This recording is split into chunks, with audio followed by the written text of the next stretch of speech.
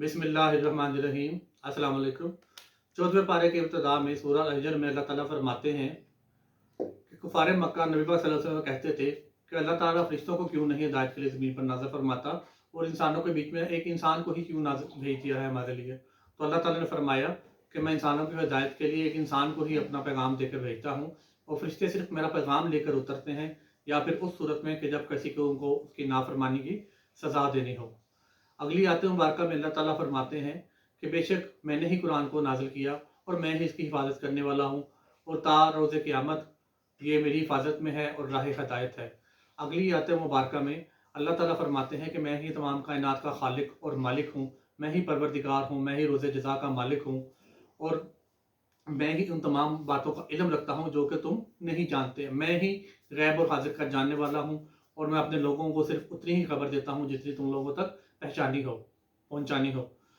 ये आयत उस सूरत में नाज़िल हुई जब कुफ़ारे मक्का ये उम्मीद करते थे कि शायद नबी सल्लम गैब का इल्म जानते हैं और अपनी तरफ से बातें करते हैं या गैब के इल्म की वजह से। तो तब अल्लाह ताला ने ये बात आपको वाज़ेह फरमाई कि आप गैब का इल्म नहीं जानते मगर उतना ही जितना कि मैं बताता हूँ। अगली आयत मुबारका में अल्लाह ताला ने फरमाया कि मैं ही सितारों की तख्लीक करता हूँ और तो राशन सितारे जो आसमान में आपको नज़र आते हैं, इनमें से जब कोई जिन या कोई शैतान आसमान दुनिया के करीब होकर रिश्तों के बारे में गुफ्तगू जो अल्लाह ताला के अहकामात होते हैं ज़मीन के लिए उनको सुनकर कोई इल्म हासिल करने की कोशिश करता है तो वो सितारा टूट कर उसके पीछे जाता है जिसे हम शहाब साकब कहते हैं।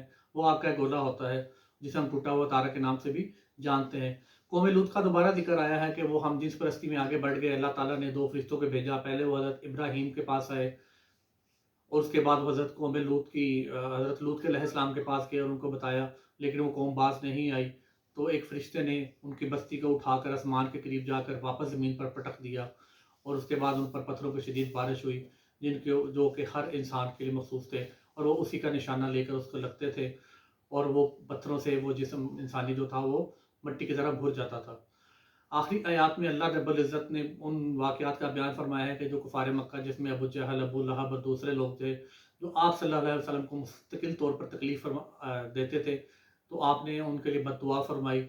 उनमें से एक वाक़या बड़ा मशहूर है कि अबू लहब का बेटा उतैबा जो था जिसने आप सल्लल्लाहु अलैहि वसल्लम की बेटी को भी तलाक दे दी और तकलीफ़ पहुँचाई। तो जब उसकी इज़हार सानी एक हद से ज़्यादा बढ़ गई तो अल्लाह ताला ने दुआ की। अल्लाह ताला से आप सल्लल्लाहु अलैहि वसल्लम ने दुआ की कि ए मेरे रब, इसने मुझे तकलीफ़ पहुँचाई है, इस पर अपने कुत्तों में से कोई कुत्ता मुसल्लत कर दे। चनाचे जब वो कभी अपने दोस्तों के साथ बाहर जंगल में एक जगह पड़ाव डाला हुआ था तो उसको आप सल्लल्लाहु अलैहि वसल्लम की बद्दुआ याद आई। उसने अपना पहरा बढ़ा लिया, लेकिन उसके बावजूद आधी रात को एक शेर कहीं से आया और उसने उसको चीर-फाड़ कर रख दिया।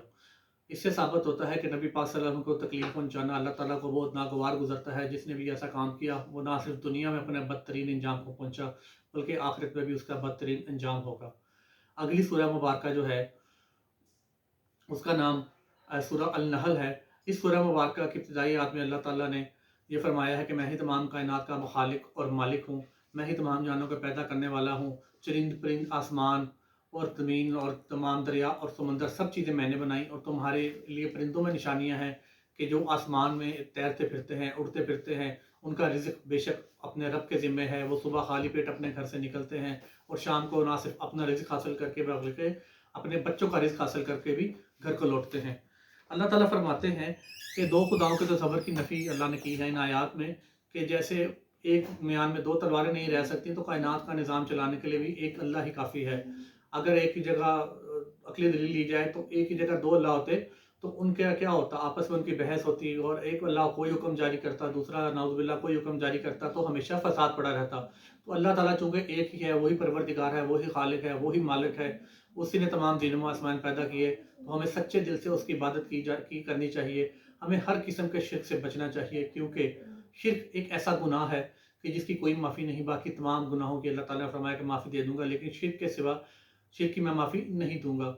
इसके बाद अल्लाह ताला ने मुस्लिम कौमों का ज़िक्र फरमाया कि जिन पे अल्लाह ताला ने हिदायत नाज़िल फरमाई लेकिन उसके बावजूद उन्होंने कुफ़रान नेमत किया। जिसमें कौम सबा का ज़िक्र आता है कि अल्लाह ताला ने उनको बेशुमार नेमतें अता फरमाई लेकिन उन्होंने रब का शुक्र नहीं किया, गुमराही में पड़े रहे और अल्लाह ने दुनिया में ही उनको नीस्तो नाबूद करके रख दिया। उनसे तमाम नेमतें छीन ली गई और वो अज़ाब इलाही का दुनिया में भी शिकार हुए और ऐसे लोगों का यकीनी तौर पर आखिरत में भी हिसाब होगा।